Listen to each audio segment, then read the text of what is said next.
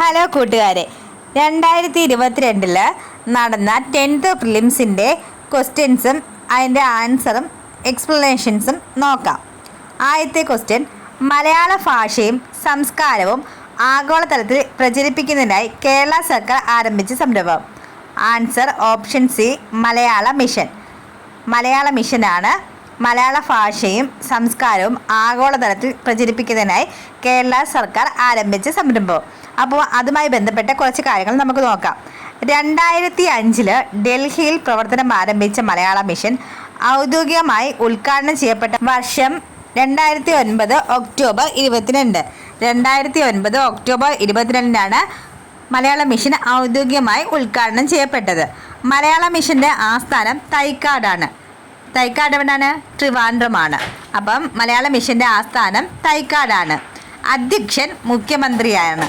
അധ്യക്ഷൻ ആരാണ്? മുഖ്യമന്ത്രിയാണ്. ഉപാധ്യക്ഷൻ സാംസ്കാരിക വകുപ്പ് മന്ത്രിയാണ്. ഉപാധ്യക്ഷൻ ആരാണ്? സാംസ്കാരിക വകുപ്പ് മന്ത്രിയാണ്. നിലവിലെ ഡയറക്ടർ മുരുകൻ കാട്ടാക്കടയാണ്. നിലവിലെ ഡയറക്ടർ ആരാണ്? മുരുകൻ കാട്ടാക്കടയാണ്. മുഖപത്രം എന്ന് പറയുന്നത് ഭൂമി മലയാളം വാർത്താ പത്രിക. ഭൂമി മലയാളം വാർത്താ പത്രികയാണ് മലയാള മിഷൻ്റെ മുഖപത്രം. അപ്പോൾ മലയാള മിഷൻ്റെ മുഖപത്രം എന്ന് പറഞ്ഞാൽ ഭൂമി മലയാളം വാർത്താ പത്രിക. വെബ് മാസിക പൂക്കാലമാണ്. അപ്പോൾ മുഖപത്രം ഭൂമി മലയാളം വാർത്താ പത്രികയാണെങ്കിൽ വെബ് മാസിക ഏതാണ്? പൂക്കാലമാണ്. അടുത്ത നമുക്ക് നോക്കേണ്ടത് മലയാള മിഷൻ്റെ ലക്ഷ്യം എന്താണെന്നാണ്. എവിടെയെല്ലാം മലയാളി അവിടെയെല്ലാം മലയാളം എന്ന ലക്ഷ്യം മുൻനിർത്തിയാണ് മലയാള മിഷൻ പ്രവർത്തിക്കുന്നത്.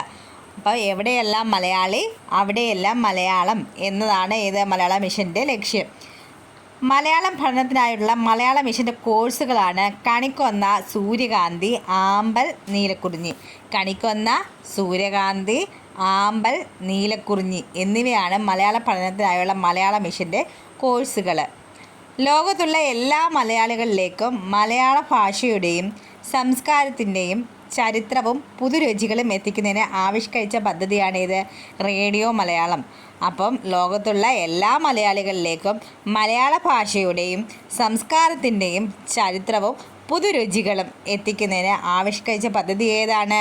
റേഡിയോ മലയാളമാണ്. റേഡിയോ മലയാളമാണ്. അടുത്ത ക്വസ്റ്റ്യൻ നോക്കാം. മീശ എന്ന നോവൽ രചിച്ചത് ആരാണ്? ആൻസർ ഓപ്ഷൻ ഡി, എസ് ഹരീഷാണ്. എസ് ഹരീഷാണ് മീശ എന്ന നോവൽ രചിച്ചത്. അതുമായി ബന്ധപ്പെട്ട കുറച്ച് കാര്യങ്ങൾ നമുക്ക് നോക്കാം. അപ്പോൾ കൂട്ടുകാരെ, നമുക്ക് എസ് ഹരീഷിൻ്റെ പ്രധാന കൃതികൾ ഏതൊക്കെയാണെന്ന് നോക്കാം. എസ് ഹരീഷിൻ്റെ പ്രധാന കൃതികളാണ് ആദം, മാവോയിസ്റ്റ്, അപ്പൻ. ആദം, മാവോയിസ്റ്റ്, അപ്പൻ, മീശ തുടങ്ങിയ കൃതികളെല്ലാം എസ് ഹരീഷിൻ്റെ പ്രധാന കൃതികളാണ്. 2022 45ാമത് വയലാർ അവാർഡ് ജേതാവാണ് ആര്? എസ് ഹരീഷ്. കൃതി ഏതായിരുന്നു? മീശയായിരുന്നു. അപ്പോൾ 2022 45ാമത് വയലാർ അവാർഡ് ജേതാവാണ് എസ് ഹരീഷ്. കൃതി ഏതായിരുന്നു? മീശയായിരുന്നു. അതുപോലെ 2020 JCB പുരസ്കാരം ലഭിച്ചതും എസ് ഹരീഷിനായിരുന്നു. മീശയ്ക്ക് തന്നെയാണ് പുരസ്കാരം ലഭിച്ചത്. അപ്പോൾ 2020 JCB പുരസ്കാരവും 2022 45ാമത് വയലാർ അവാർഡും എസ് ഹരീഷിനായിരുന്നു. സെയിം കൃതിക്ക് തന്നെയാണ് ഇത് രണ്ടും ലഭിച്ചത്. ഏതാണ് കൃതി? മീശയാണ്. അപ്പം മീശ ഇംഗ്ലീഷിലേക്ക് വിവർത്തനം ചെയ്തത് ജയശ്രീ കളത്തിലാണ്. മീശ ഇംഗ്ലീഷിലേക്ക് വിവർത്തനം ചെയ്ത ആരാണ്? ജയശ്രീ കളത്തിലാണ്.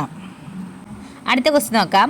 കെ ഫോൺ പദ്ധതിയെക്കുറിച്ച് ശരിയായ പ്രസ്താവന ഏതാണ്? കെ ഫോൺ പദ്ധതി. അപ്പം ആൻസർ ഓപ്ഷൻ ബി ആണ്. എല്ലാ വീടുകളിലും അതിവേഗ ഇൻ്റർനെറ്റ് സേവനം. എല്ലാ വീടുകളിലും അതിവേഗ ഇൻ്റർനെറ്റ് സേവനമാണ് ഏത്? കെ ഫോൺ എന്ന പദ്ധതി. അപ്പോൾ സംസ്ഥാനത്തെ ഡിജിറ്റൽ ഇൻഫ്രാസ്ട്രക്ചർ ശക്തവും കാര്യക്ഷമവും ആക്കുക എന്ന ലക്ഷ്യത്തോടെ ആവിഷ്കരിച്ച പദ്ധതിയാണ് ഇത് കെ ഫോൺ എന്ന് പറയുന്നത്. അപ്പോൾ സംസ്ഥാനത്തെ ഡിജിറ്റൽ ഇൻഫ്രാസ്ട്രക്ചർ ശക്തവും കാര്യക്ഷമവും ആക്കുക എന്ന ലക്ഷ്യത്തോടെ ആവിഷ്കരിച്ച പദ്ധതി ഏതാണ്? കെ ഫോൺ ആണ്. അപ്പോൾ സംസ്ഥാനത്ത് സുശക്തമായ ഒരു ഒപ്റ്റിക്കൽ ഫൈബർ ശൃംഖല സ്ഥാപിച്ച് എല്ലാ വീടുകളിലും ഓഫീസുകളിലും അതിവേഗ ഇൻ്റർനെറ്റ് കണക്ഷൻ നൽകുന്നതാണ് എന്ത്? കെ ഫോൺ പദ്ധതി എന്ന് പറയുന്നത്. പറയുന്നത്. അപ്പോൾ കെ ഫോൺ പദ്ധതി എന്ന് പറഞ്ഞു കഴിഞ്ഞാൽ സംസ്ഥാനത്ത് സുശക്തമായ ഒരു ഒപ്റ്റിക്കൽ ഫൈബർ ശൃംഖല സ്ഥാപിച്ച് എല്ലാ വീടുകളിലും ഓഫീസുകളിലും അതിവേഗ ഇൻ്റർനെറ്റ് കണക്ഷൻ നൽകുന്നതാണ് ഇത് കെ ഫോൺ പദ്ധതി എന്നറിയപ്പെടുന്നത്. അപ്പം കേന്ദ്ര ടെലികമ്മ്യൂണിക്കേഷൻ ഡിപ്പാർട്ട്മെൻറ്റുകളിൽ നിന്നും ISP ലൈസൻസ് ലഭിച്ച കേരളത്തിലെ പ്രോജക്റ്റാണ് ഏത് കെ ഫോൺ. അപ്പോൾ അത് വേണമെങ്കിൽ ചോദിക്കാം. കേന്ദ്ര ടെലികമ്മ്യൂണിക്കേഷൻ ഡിപ്പാർട്ട്മെൻറ്റിൽ നിന്നും ISP ലൈസൻസ് ലഭിച്ച കേരളത്തിലെ പ്രോജക്റ്റ് ഏതാണെന്ന് ചോദിച്ചു കഴിഞ്ഞാൽ ഏതാണ് ആൻസർ? കെ ഫോൺ ആണ്. അപ്പോൾ ഇതിലൂടെ സ്വന്തമായി ഇൻ്റർനെറ്റ് സേവനം നൽകുന്ന ആദ്യ സംസ്ഥാനമായി മാറിയത് നമ്മുടെ കേരളം. ഇതിലൂടെ സ്വന്തമായി ഇൻ്റർനെറ്റ് സേവനം നൽകുന്ന ആദ്യ സംസ്ഥാനമായി മാറിയത് ആരാണ്? നമ്മുടെ കേരളമാണ്. എല്ലാവർക്കും ഇൻ്റർനെറ്റ് അവകാശമാക്കി പ്രഖ്യാപിച്ച സംസ്ഥാനവും കേരളമാണ്. എല്ലാവർക്കും ഇൻ്റർനെറ്റ് അവകാശമാക്കി പ്രഖ്യാപിച്ച സംസ്ഥാനവും കേരളമാണ്. അപ്പോൾ സംസ്ഥാനത്ത് ഡിജിറ്റൽ ഇൻഫ്രാസ്ട്രക്ചർ ശക്തവും കാര്യക്ഷമവും ആക്കുക എന്ന ലക്ഷ്യത്തോടെ ആവിഷ്കരിച്ച പദ്ധതിയാണ് കെ ഫോൺ. സംസ്ഥാനത്ത് സുശക്തമായൊരു ഒപ്റ്റിക്കൽ ഫൈബർ ശൃംഖല സ്ഥാപിച്ച് എല്ലാ വീടുകളിലും ഓഫീസുകളിലും അതിവേഗ ഇൻ്റർനെറ്റ് കണക്ഷൻ നൽകുന്നതാണ് എന്താണ് കെ ഫോൺ പദ്ധതി കൊണ്ട് ലക്ഷ്യമാക്കുന്നത്. അതുപോലെ കേന്ദ്ര ടെലികമ്മ്യൂണിക്കേഷൻ ഡിപ്പാർട്ട്മെൻറ്റിൽ നിന്ന് ISP ലൈസൻസ് ലഭിച്ച കേരളത്തിലെ പ്രോജക്റ്റ് ഏതാണ്? കെ ഫോൺ ആണ്. എല്ലാവർക്കും ഇൻ്റർനെറ്റ് അവകാശമാക്കി പ്രഖ്യാപിച്ച സംസ്ഥാനവും കേരളമാണ്. ഇതിലൂടെ സ്വന്തമായി ഇൻ്റർനെറ്റ് സേവനം നൽകുന്ന ആദ്യ സംസ്ഥാനമായി നമ്മുടെ കേരളം മാറുന്നു. അടുത്ത ക്വസ്റ്റ്യൻ നോക്കാം. ആദ്യ പഞ്ചവത്സര പദ്ധതി നടപ്പാക്കിയ വർഷം. Answer option B 1951. 1951 ആദ്യ പഞ്ചവത്സര പദ്ധതി നടപ്പിലാക്കിയ വർഷം. അപ്പോൾ ഇതുമായി ബന്ധപ്പെട്ട് കുറച്ച് റിലേറ്റഡ് ഫാക്ട്സ് നമുക്ക് നോക്കാം. ഒന്നാം പഞ്ചവത്സര പദ്ധതി ആരംഭിച്ചത് 1951 ഏപ്രിൽ 1-നാണ്. ഒന്നാം പഞ്ചവത്സര പദ്ധതി ആരംഭിച്ചത് 1951 ഏപ്രിൽ 1-നാണ്. ഒന്നാം പഞ്ചവത്സര പദ്ധതി പാർലമെൻറ്റിൽ അവതരിപ്പിച്ചത് ആരാണ്? ജവഹർലാൽ നെഹ്റുവാണ്. ഒന്നാം പഞ്ചവത്സര പദ്ധതി പാർലമെൻറ്റിൽ അവതരിപ്പിച്ചത് നെഹ്റുവാണ്. ഒന്നാം പഞ്ചവത്സര പദ്ധതിയുടെ നടത്തിപ്പിൽ പ്രധാന പങ്ക് വഹിച്ച മലയാളി ആരാണ്? KN രാജാണ്. ഒന്നാം പഞ്ചവത്സര പദ്ധതിയുടെ നടത്തിപ്പിൽ പ്രധാന പങ്ക് വഹിച്ച മലയാളി KN രാജാണ്. അതുപോലെ ഒന്നാം പഞ്ചവത്സര പദ്ധതിയുടെ ആമുഖം തയ്യാറാക്കിയ വ്യക്തിയും KN രാജാണ്. എന്നാൽ ഒന്നാം പഞ്ചവത്സര പദ്ധതി പാർലമെൻറ്റിൽ അവതരിപ്പിച്ച ജവഹർലാൽ നെഹ്റുവാണ്. പദ്ധതിയുടെ ആമുഖം തയ്യാറാക്കിയത് KN രാജാണ്.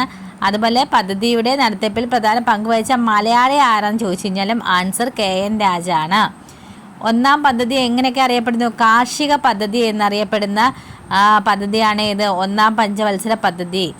അതുപോലെ ഹാരോഡ് ഡോമർ മോഡൽ എന്നറിയപ്പെടുന്ന പഞ്ചവത്സര പദ്ധതിയാണ് ഒന്നാം പഞ്ചവത്സര പദ്ധതി. അല്ലെ കുടുംബാസൂത്രണത്തിന് പ്രാധാന്യം നൽകിയ പഞ്ചവത്സര പദ്ധതി ഏതാണ്? ഒന്നാം പഞ്ചവത്സര പദ്ധതിയാണ്. കുടുംബാസൂത്രണത്തിന് പ്രാധാന്യം നൽകിയ പഞ്ചവത്സര പദ്ധതി ഒന്നാം പഞ്ചവത്സര പദ്ധതിയാണ്. അതുപോലെ സാമൂഹിക വികസന പദ്ധതി, അതായത് community development programme, national extension service എന്നിവ ആരംഭിച്ചതും ഈ ഒന്നാം പഞ്ചവത്സര പദ്ധതിയിലാണ്. സാമൂഹിക വികസന പദ്ധതി, നാഷണൽ എക്സ്റ്റൻഷൻ സർവീസ് എന്നിവ ആരംഭിച്ചത് ഏതാണ്? ഈ ഒന്നാം പഞ്ചവത്സര പദ്ധതിയുടെ കാലത്താണ്.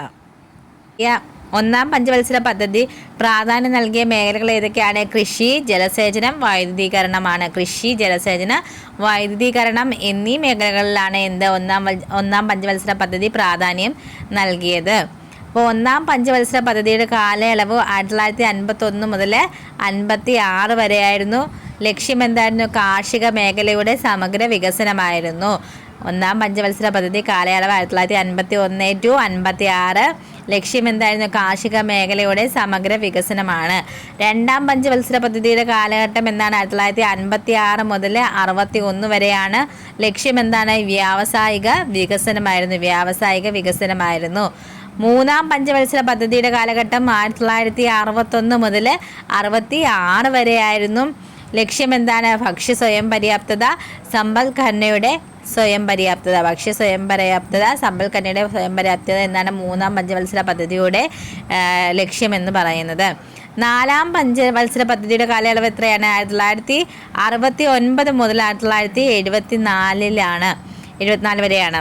അപ്പോൾ 1969 മുതൽ 1974 വരെയാണ് നാലാം പഞ്ചവത്സര പദ്ധതി എന്ന് പറയുന്നത്.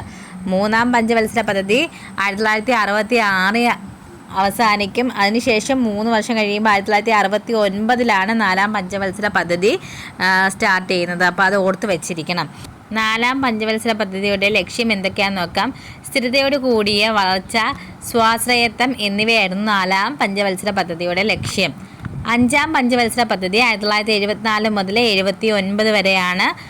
ലക്ഷ്യം എന്തായിരുന്നു? ദാരിദ്ര്യ നിർമ്മാർജ്ജനമായിരുന്നു. ദാരിദ്ര്യ നിർമ്മാർജ്ജനമുള്ള പദ്ധതിയാണ് അഞ്ചാം പഞ്ചവത്സര പദ്ധതി. ആറാം പഞ്ചവത്സര പദ്ധതി കാലയളവ് നോക്കാം. 1980 മുതൽ 1985 വരെയാണ്. അപ്പോൾ അഞ്ചാം പദ്ധതി 1979 അവസാനിക്കും. അടുത്ത ആറാം പഞ്ചവത്സര പദ്ധതി 1980 സ്റ്റാർട്ട് ചെയ്യുന്നത്. അതും കൂടി ഒന്ന് ശ്രദ്ധിച്ചിരിക്കണം. ആറാം പഞ്ചവത്സര പദ്ധതി 1980 മുതൽ 1985 വരെയാണ്. ലക്ഷ്യം എന്തായിരുന്നു? കാർഷിക വ്യവസായ മേഖലകളുടെ അടിസ്ഥാന സൗകര്യങ്ങൾ മെച്ചപ്പെടുത്തൽ. അതായിരുന്നു ആറാം പഞ്ചവത്സര പദ്ധതിയുടെ ലക്ഷ്യമെന്ന് പറയുന്നത്. ഏഴാം പഞ്ചവത്സര പദ്ധതി 1985 മുതൽ 1990 വരെയാണ്. ലക്ഷ്യമെന്ന് പറയുന്നത് ആധുനികവൽക്കരണവും തൊഴിലവസരങ്ങളുടെ വർധനവുമായിരുന്നു. അപ്പോൾ ഏഴാം പഞ്ചവത്സര പദ്ധതിയുടെ കാലയളവ് 1985 മുതൽ 1990 വരെയായിരുന്നു. ആധുനികവൽക്കരണവും തൊഴിലവസരങ്ങളുടെ വർധനവുമായിരുന്നു നമ്മുടെ ഏഴാം പഞ്ചവത്സര പദ്ധതിയുടെ ലക്ഷ്യമെന്ന് പറയുന്നത്. എട്ടാം പഞ്ചവത്സര പദ്ധതി 1992 മുതൽ 97 വരെയാണ്. അപ്പോൾ എട്ടാം പഞ്ചവത്സര പദ്ധതി 92 തുടങ്ങുന്നത്. 90-ലും അല്ല, 91-ലും അല്ല, 92 അത് ശ്രദ്ധിച്ചോണം. എട്ടാം പഞ്ചവത്സര പദ്ധതി 1992 മുതൽ 97 വരെയായിരുന്നു. ലക്ഷ്യം എന്ന് പറഞ്ഞാൽ മാനവശേഷി വികസനമായിരുന്നു എട്ടാം പഞ്ചവത്സര പദ്ധതിയുടെ ലക്ഷ്യം. ഒൻപതാം പഞ്ചവത്സര പദ്ധതി എന്നാണ് 1997 മുതൽ 2002 വരെയായിരുന്നു. ഗ്രാമീണ വികസനവും വികേന്ദ്രീകരണ ആസൂത്രണവുമായിരുന്നു ലക്ഷ്യം. പത്താം പഞ്ചവത്സര പദ്ധതി 2002 മുതൽ 2007 വരെയായിരുന്നു. ഇതിൻ്റെ ലക്ഷ്യം എന്ന് പറഞ്ഞാൽ മൂലധന നിക്ഷേപം വർദ്ധിപ്പിക്കുക എന്നതായിരുന്നു പത്താം പഞ്ചവത്സര പദ്ധതിയുടെ ലക്ഷ്യം. 2002 മുതൽ 2007 വരെയായിരുന്നു കാലയളവ്. 11ാം പഞ്ചവത്സര പദ്ധതി 2007 മുതൽ 2012 വരെയായിരുന്നു. മുഴുവൻ ജനവിഭാഗങ്ങളുടെയും സമഗ്ര വികസനമായിരുന്നു ഇതിൻ്റെ ലക്ഷ്യം. 12ാം പഞ്ചവത്സര പദ്ധതി 2012 മുതൽ 2017 വരെയായിരുന്നു. ഇതിൻ്റെ ലക്ഷ്യം എന്ന് പറഞ്ഞു കഴിഞ്ഞാൽ എന്താണ്? സുസ്ഥിര വികസനമായിരുന്നു 12ാം പഞ്ചവത്സര പദ്ധതിയുടെ ലക്ഷ്യം. കാലയളവ് 2012 മുതൽ 2017 വരെയായിരുന്നു.